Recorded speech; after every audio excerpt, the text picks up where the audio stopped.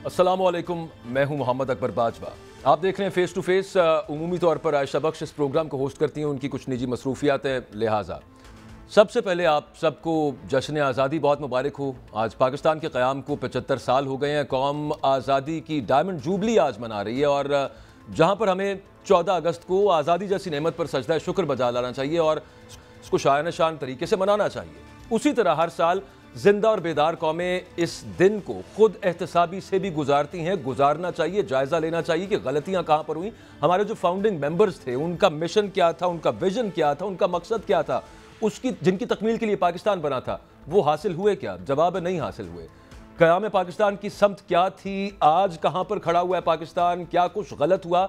हमें तकरीबन ये भी पता है कि कहाँ पर क्या कुछ गलत हुआ। उसके बावजूद तारीख को बहुत सी जगह पे मस्ख किया गया है और कुछ चीज़ें जब मानी ना जाएं कि ये गलत हुई हैं तो फिर वो दोहराई जाती हैं। उन गलतियों का फिर खमियाजा भुगतना पड़ता है। इन तमाम चीज़ों पर बात करेंगे। हमारे साथ जो एस्टीम्ड पैनल मौजूद होगा मुमताज़ दानिशवरों का, उनके सामने यही बुनियादी सवालात रखेंगे हम आज कि 75 साल पहले जिस पाकिस्तान का ख्वाब बानियां ने पाकिस्तान ने देखा था, क्या आज का पाकिस्तान उस ख्वाब की ताबीर है? क्या लाखों मुसलमानान बरे सग़ीर ने, ख़ास तौर पे पंजाब से, बंगाल से, जिन्होंने पाकिस्तान के लिए जान, माल, इज़्ज़त, आबरू, घर बार, हर चीज़ की कुर्बानी दी थी, क्या आज का पाकिस्तान उनकी कुर्बानियों का समर है? जो वो सोच रहे थे, जिस मकसद के लिए पाकिस्तान बनना था, क्या वहाँ पर आज पाकिस्तान है? आज भी जो मुल्की सियासत है उसमें एक मरतबा फिर ये आज़ादी का जश्न तो हम मना रहे हैं, लेकिन मुल्की सियासत में इस वक्त बाज़गश्त है हकीकी आज़ादी की। आज़ादी हकीकी ही होती है जनाब, आज़ादी जाली आज़ादी तो आज़ादी नहीं होती। पार्टी पॉलिटिक्स से हट के हम ये बात करेंगे कि क्या आज वाकई पाकिस्तान को हकीकी आज़ादी की ज़रूरत है? पाकिस्तान में जो हमने जो गलतियाँ की, वो अल्लामा इकबाल ने कहा था कि हकीकत खुराफात में खो गई, ये कौम रिवायात में खो गई। हमने भी ये बहुत थ्रू आउट द 75 ईयर्स हम ये करते रहे हैं सब कुछ। तो कहाँ पर हम गलत हुए और अब जो समत दुरुस्त करने की ज़रूरत है वो किस तरह से हो सकती है?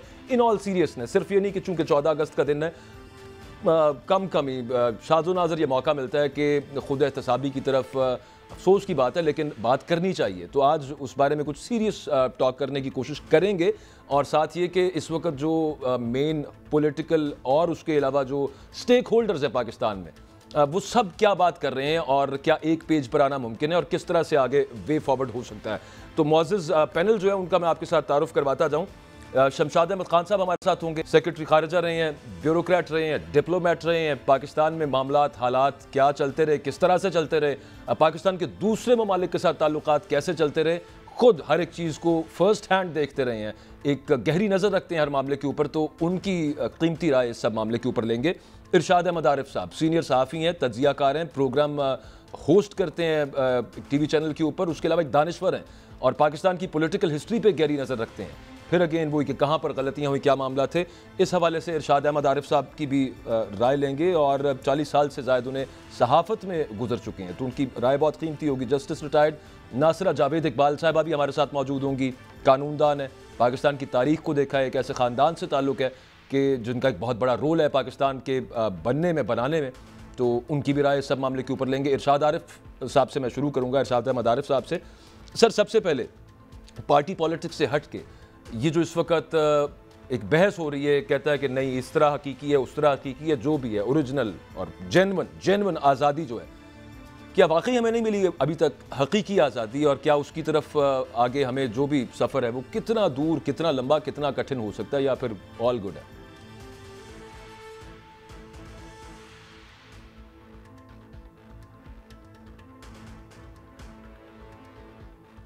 बिस्मिल्लाहिर्रहमानिर्रहीम। अच्छा, गुजारिश ये है कि आज़ादी तो हमें 1947 में मिली, लेकिन उस आज़ादी का जो तहफ़्फ़ुज़ था, उस आज़ादी के जो तकाज़े हैं, उसमें हम नाकाम रहे और उसकी 3 बड़ी वजूहात मेरे नुक्ते नज़र से हैं जो मैं अर्ज़ कर सकता हूँ। नंबर 1 ये है कि हम वक्त पर आइन नहीं बना सके। अगर कायद आज़म की ज़िंदगी में हम आइन बना लेते या कम अज़ कम लियाकत अली ख़ान की ज़िंदगी में आइन बन जाता, जिस तरह के इंडिया का आइन जो था 1951 में बना और उस पर जवाहरलाल नेहरू के दस्तखत थे, अगर एक आइन ऐसा बनता जिस पर कायद आज़म के दस्तखत होते या लियाकत अली ख़ान के दस्तखत होते तो वो मुक़द्दस भी होता, उस पर अमल दरामद भी होता और उसकी खिलाफ वर्जी की भी किसी को जुर्रत ना हो सकती। लेकिन इसमें हम नाकाम रहे। اس کے بعد جو ہمارے سیاستدان تھے، ہماری جو رولنگ کلاس تھی، وہ جمہوریت کی حفاظت نہیں کر سکی. جمہوریت کے بارے میں ان کا تصور کیا تھا؟ یہی لگتا ہے کہ اس میں کوئی نہ کوئی نقص تھا، جس کی وجہ سے جب مارشل لاء ملک میں آیا تو اس کو تمام سیاستدانوں نے خوش آمدید کہا. اس کا مطلب ہے کہ جمہوریت سے ان کی وابستگی یا جمہوریت کے حوالے سے ان کا کوئی تصور جو تھا وہ اتنا راسخ نہیں تھا کہ وہ مارشل لاء کو ایک فوجی حکمرانی کی مخالفت کرتے. بعد میں مخالفت کی، کچھ لوگوں نے اس وقت بھی مخالفت کی، لیکن بائی اینڈ لارج اس کی مخالفت نہیں ہوئی، اس کو خوش آمدید کہا گیا. یہ دوسری ہماری بڑی ناکامی تھی. اور تیسری سب سے بڑی جو خرابی ہوئی آج تک چلی آ رہی ہے وہ یہ ہے کہ معاشی اور خود انحصاری اقتصادی خود کفالت جو تھی اس کی طرف ہم نے ایک قدم بڑھایا اور دو قدم پیچھے ہٹ گئے. آج بھی ہم محتاج ہیں اپنے دوستوں کے، عالمی مالیاتی اداروں کے، اور جو قوم معاشی طور پر آزاد نہ ہو، خود کفیل نہ ہو، خود انحصاری پر نہ چل رہی ہو، اس کی آزادی، سیاسی آزادی جو ہوتی ہے وہ ہمیشہ مشکوک ہوتی ہے، کیونکہ سیاسی آزادی جو کا انحصار ہے آپ کی معاشی خود کفالت پر اور معاشی طاقت پر. اگر آپ کشکول لے کر کھڑے ہوں، جس طاقت کے سامنے بھی کھڑے ہوں، کوئی ادارہ ہو یا کوئی ملک ہو، تو پھر آپ آزاد نہیں کہلا سکتے، اپنی آزادی کا تحفظ نہیں کر سکتے. تو میں سمجھتا ہوں کہ اس میں جزوی طور پر اس بات میں بالکل حقیقت ہے کہ ہم وہ آزادی ہم حاصل نہیں کر پائے جس کی وجہ سے ہم اپنے فیصلے خود کر سکے، جس کی وجہ سے ہمیں دوسروں کی طرف نہ دیکھنا پڑے یا کوئی ہمیں ڈکٹیٹ نہ کرا سکے. لیکن ان لوگوں سے میں بالکل متفق نہیں ہوں جو کہتے ہیں پاکستان نے کچھ بھی نہیں کیا اور پاکستان جو ہے 75 سال میں صرف ناکامیاں ہی ناکامیاں اس کے حصے میں لکھی ہوئی ہیں. ایسی بات نہیں ہے، ہم نے بہت سارے شعبوں میں بہت کامیابی حاصل کی ہیں. ہم نے ایک کامیابی کا سفر بھی طے کیا ہے، لیکن یہ تین ایسے پہلو ہیں جن کے حوالے سے ہمیں خود احتسابی بھی کرنی چاہیے اور ہمیں اپنے آپ کو بدلنا بھی چاہیے. معاشی خود مختاری نہ ہو تو اس کے بغیر کس طرح سے آپ یہ ایکسپیکٹ کر سکتے ہیں کہ دنیا عزت کرے گی آپ کی؟ ہاں، یہ بات اپنی جگہ پہ درست ہے کہ پوری دنیا کے اندر تمام ممالک قرضے لیتے ہیں، لیکن ہمارے والا حال نہیں ہوتا کہ بس وقت اب ڈیفالٹ کے قریب آگے اس کے لیے قرضہ چاہیے ہو. اور کیا اب اگر ہم اس طرف فوراً تو نہیں جا سکتے، لیکن اگر اچانک ہم یہ کہیں کہ تمام دنیا عزت کرنا شروع کر دے ہماری، اوور نائٹ وہ بھی نہیں ہو سکتا. اور اس میں آگے وے فارورڈ کیا ہوگا؟ نیشنل ڈائیلاگ کتنا ضروری ہے؟ ایک بریک کے بعد بات کریں گے. ناصرہ جاوید اقبال صاحبہ کو شامل گفتگو کروں گا اس سب معاملے کے اندر. اسٹے ود اس.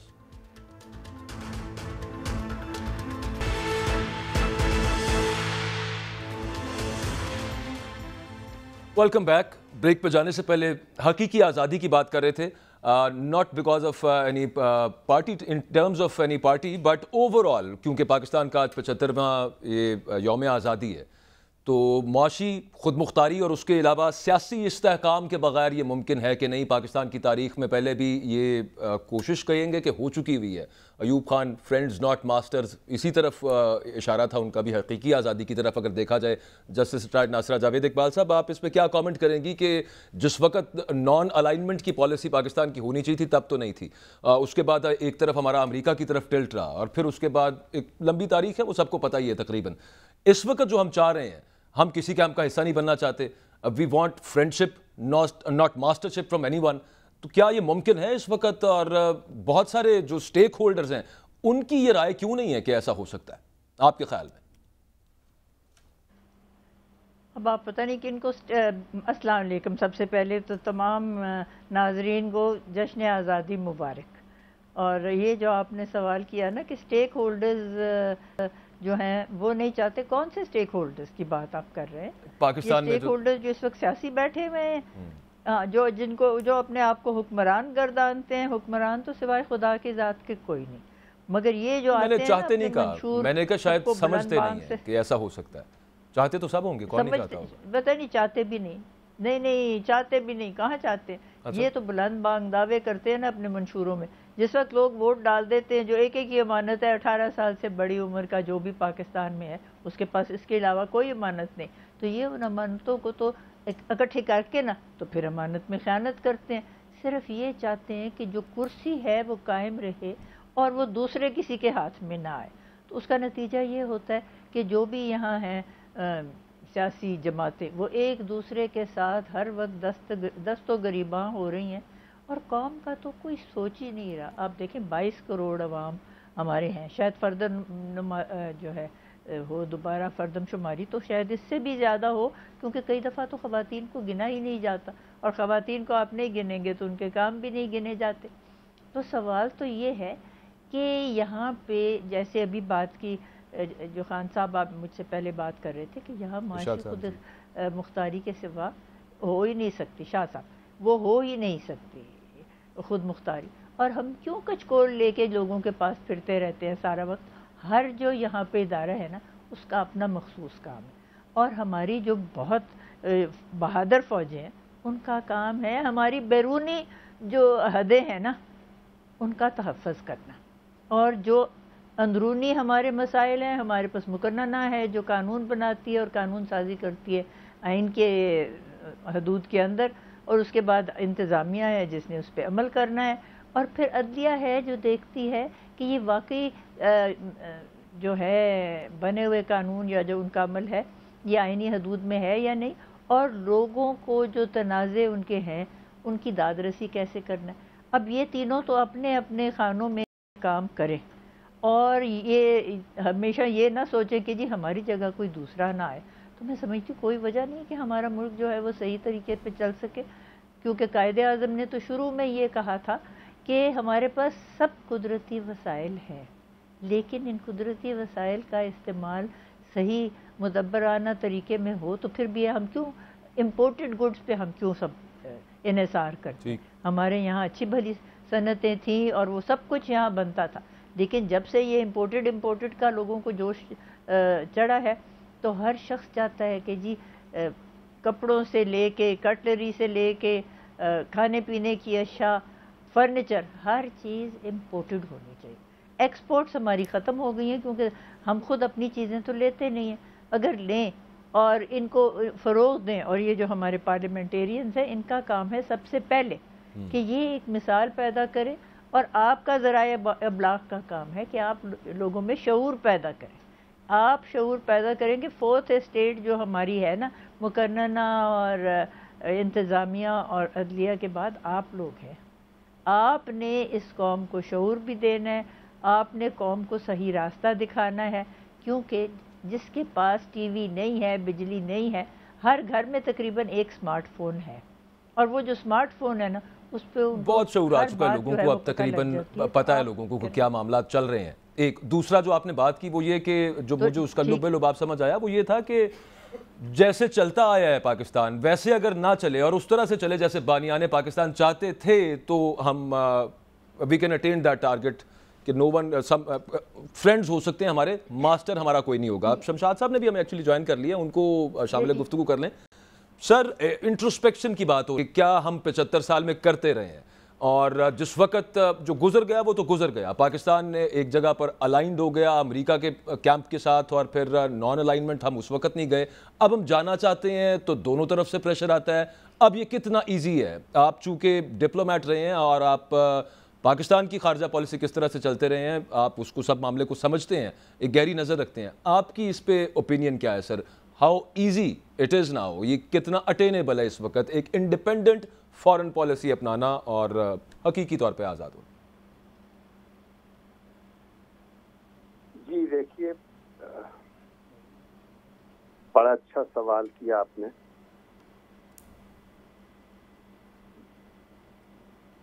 بہت اچھا سوال کیا۔ جی thank you very much Shamshad صاحب، پلیز کیری آن، کنٹینیو۔ میں آپ کی دونوں محترم شخصیات جو آج کی مہمان ہیں ان کی باتیں بڑے غور سے سنی، اور میں مکمل طور پر اتفاق کرتا ہوں جو ارشاد عارف صاحب نے بات کی ہے اور جو محترمہ ناصرہ جاوید اقبال صاحب نے، اور مسئلے سب کو علم ہے، ادراک ہے، مسئلے ہے کیا ہمارے۔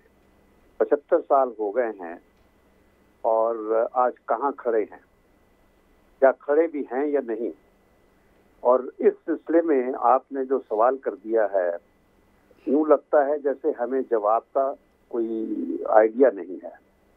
میں آپ کو ابھی کچھ گفتگو جب ہو رہی تھی تو ایک لفظ آپ نے استعمال کیا تھا کہ حقیقی جمہوریت اور ایک جعلی جمہوریت کی بات ہو رہی ہے. دیکھیں سوری، حقیقی آزادی اور جعلی آزادی. جی جی. آزادی آزادی ہوتی ہے، کوئی حقیقی آزادی نہیں ہوتی، کوئی جعلی آزادی نہیں ہوتی. اور آزادی کی سب سے بہترین جو تعریف ہے، جو ڈیفینیشن ہے، وہ امریکہ کا صدر ہوا کرتا تھا جو بانی صدر تھا، جارج واشنگٹن. اور چونکہ ہم لوگ امریکہ کو بہت اہمیت دیتے ہیں اپنے افکار کے حوالے سے بھی اور اپنے اعمال کے حوالے سے بھی، تو کاش ہم امریکہ سے ہی یہ سبق لے لیتے جو امریکہ کے صدر نے اس وقت اپنی جو ریاست بننے جا رہی تھی، اس جدوجہد جو آزادی تھی جس کے بعد وہ پہلے صدر بنے تھے، تو جس وقت ان کا ٹرم ختم ہو رہی تھی، اپنی جو فیئرویل اسپیچ تھی کانگریس میں، اس میں انہوں نے تقریر کرتے ہوئے کہا تھا کہ وہ قومیں جو اپنے آپ کو دوسری طاقتوں کے رحم و کرم پر چھوڑ دیتی ہیں وہ آزادی کی مستحق نہیں رہتی. وہ آزادی اسی وقت گنوا دیتی ہیں جب وہ اپنے آپ کو دوسری طاقتوں کے رحم و کرم پر چھوڑ کر ان کا غلام بن جاتی ہیں. اور انہوں نے ساتھ ہی کہا کہ اگر وہ ان طاقتوں سے ڈس انٹرسٹڈ فیور بدستور توقع کرتی رہی، مانگتی رہی، تو پھر ان کے پاس کوئی فریڈم آف ایکشن بھی نہیں رہتی. آزادی تو چھوڑیے، تو جو اپنے کام فیصلے کرنے کی جو اہلیت ہے وہ بھی نہیں رہتی ہے. اب آپ اپنی آزادی کے جو 75 سال ہیں ان پر نظر دوڑا لیجیے. بالکل ٹھیک. اور ان 75 سالوں میں جو آپ نے جو کچھ دیکھا ہے، یعنی میں تو یہ سمجھتا ہوں کہ ہمارے راستے متعین تھے اس حد تک کہ جس وقت پاکستان بننے جا رہا تھا 1946 میں، پنڈت جواہر لال نہرو ایک عبوری حکومت کے وزیر خارجہ تھے. انہوں نے اس وقت یہ کہا تھا کہ آج کل پاکستان بنانے کی بہت باتیں ہو رہی ہیں، لیکن میں آج یہ واضح کر دینا چاہتا ہوں کہ اب انگریز جا رہے ہیں یہاں سے، دنیا میں صرف 4 بڑی طاقتیں رہ جائیں گی. تو انہوں نے جلدی سے نہرو نے 4 طاقتوں کے نام بھی بتائے. ایک امریکہ، ایک سوویت یونین، USSR ہوتا تھا اس وقت، تیسرا چائنا جو ابھی آزاد، وہ اپنی چائنا، موجودہ چائنا ابھی پیدا نہیں ہوا تھا، لیکن پنڈت نہرو کو اتنی اس کی سمجھ تھی کہ اس نے اس وقت کہہ دیا تھا کہ وہ گریٹ پاور ہے. اور چوتھا اس نے کہا ہندوستان، انڈیا. حالانکہ اور برطانیہ کو بھول گیا. ظاہر ہے کہ اس نے سوچا کہ برطانیہ جب ہندوستان سے باہر جا رہا ہے تو اس کے پاس بھی کوئی اختیار نہیں ہے گریٹ پاور کہلانے کا. وہ تو ایک جزیرہ، آپ ایک چھوٹا سا آئی لینڈ کنٹری ہے یورپ میں، اس سے زیادہ کچھ نہیں ہوگا. ساتھ ہی اس نے یہ کہا کہ یہ جو آج کل باتیں کر رہے ہیں دوسری ریاستیں بنانے کی، میں آج کہہ دیتا ہوں کہ انڈین اوشن کے گرد جو کچھ بھی وجود میں آئیں گی اینٹیٹیز، وہ کلچرلی اٹانومس اینٹیٹیز کے علاوہ کچھ نہیں ہوں گی. ان کے پاس آزادی نہیں ہوگی. یہ پنڈت نہرو نے ستمبر 1946 میں کہا تھا. اچھا، آزادی ہمیں مل گئی اور ہمیں صحیح آزادی ملی، اصلی آزادی ملی، لیکن بدقسمتی یہ ہے کہ وہ 2 سالوں میں لیاقت کے موت کے ان کے انتقال کے بعد وہ آزادی ہم سے چھن گئی تھی. اور اس میں بیک گراؤنڈ میں نہیں جانا چاہوں گا کہ کس طرح لیاقت علی کا جو ان کا پھر شہادت ہوئی، کیسے ہوا. اصل ہم پھنس گئے تھے اس سرد جنگ کے چکر میں، اور اس نتیجے میں بیرونی پھر مداخلتیں اتنی شروع ہو گئی تھی کہ ہر فیصلہ پھر بیرونی مرضی کے مطابق ہوتا تھا. پراکسی بننے کا فیصلہ کر لیا. اصل میں بریک لینی ہے. آپ کے پوائنٹ کو ایک بریک کے بعد اس کو آگے بڑھائیں گے. ٹیک اوے اس میں سے جو شمشاد صاحب بات کر رہے تھے کہ جو قومیں ووٹ کر رہے تھے امریکن پریزیڈنٹ کو، one of the founding fathers of America George Washington کو، کہ جو قومیں دوسروں پر بہت زیادہ انحصار کرتی ہیں وہ ڈیزرو نہیں کرتی کہ انہیں آزادی ملے. پاکستان اس وقت جہاں پر کھڑا ہے، کتنا ڈیزرو کر رہا ہے پاکستان اور کتنا اب آگے یہ پاسبل ہوگا. لیکن at the very same time کیا سب سٹیک ہولڈرز کو بیٹھنے کی بھی ضرورت ہے. آج وزیر اعظم صاحب نے جو یوم آزادی کے حوالے سے بات چیت کی ہے اس میں انہوں نے پھر ایک دفعہ نیشنل ڈائیلاگ کی بات کی ہے. بات بہرحال اہم ہے. इन 2 पॉइंट्स पर बात करेंगे इस ब्रेक के बाद। Stay with us.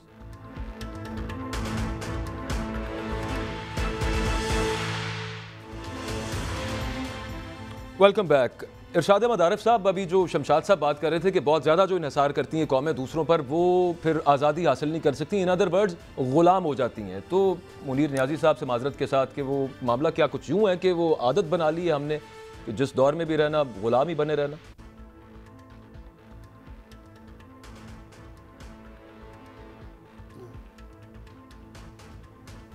ये आदत तो बन गई है ना जी कि कर्जे उतारने के लिए जो कौम कर्जा लेती है, यानी वो किस तरह ग़ुलामी से निकल सकती है या ख़ुद मुख्तार हो सकती है, क्योंकि कर्जा उतारने के लिए मेहनत करनी पड़ती है, अपने वसाइल जमा करने पड़ते हैं, अपनी आदतें तब्दील करनी पड़ती हैं, अपने अखराजात कम करने पड़ते हैं, लोगों से टैक्स लिया जाता है।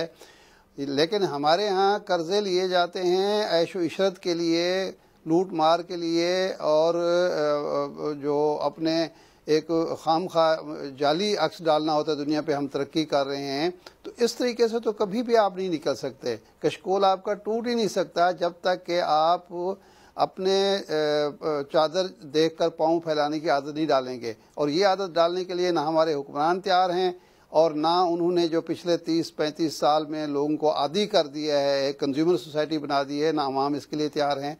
जब तक हम चादर देखकर पाँव फैलाने की आदत नहीं डालेंगे, ये गुलामी का सिलसिला, क्योंकि टाइम से इस चंक में जरा थोड़ा है। एक और सवाल जरा काइंडली ले लीजिए और ब्रीफली उस पर जवाब दे दीजिए। जो वज़ीर आज़म बात कर रहे हैं कि एक नेशनल डायलॉग होना चाहिए और ख़ास तौर पे मईशत के एतबार से होना चाहिए, उससे अगर ये हो जाए, जो कि होता नज़र नहीं आता, वो कितना पॉसिबल आपको नज़र आता है होता हुआ, और उससे कुछ मामला बेहतर हो सकते हैं?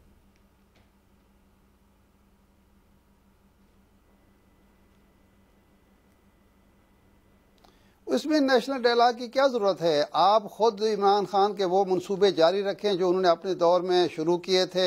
आपने सेहत कार्ड पंजाब में आते ही बंद कर दिया, तो इस तरह नेशनल डायलॉग से ये क्या मसला हल हो जाएगा? आदतें तब्दील करनी चाहिए सियासतदानों को। मैं सबकी बात कर रहा हूँ। जो भी आता है पहली जो मुआशी पॉलिसी है उसको ठप कर देता है, नई शुरू करता है, उसमें वसाइल भी ज़ाया होते हैं, वक्त भी ज़ाया होता है, हासिल भी कुछ नहीं होता।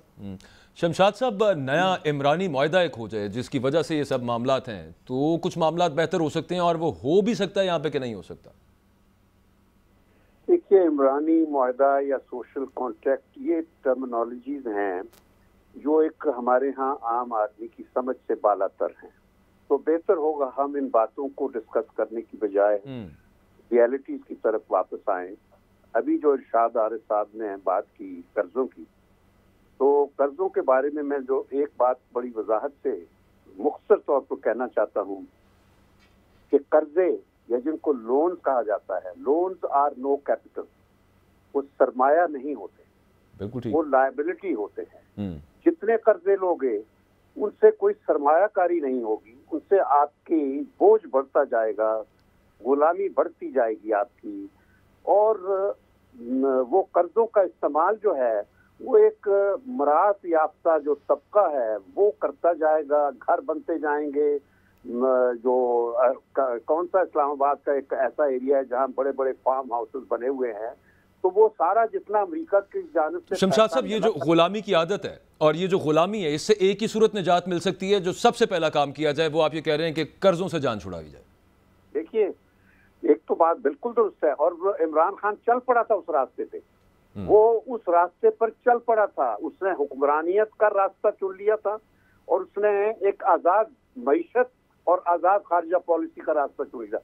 सवाल ये पैदा होता है कि एक अच्छी भरी चलती हुई हुक्मरानियत और हुकूमत को डिसलॉज करने की जरूरत क्या पड़ी थी?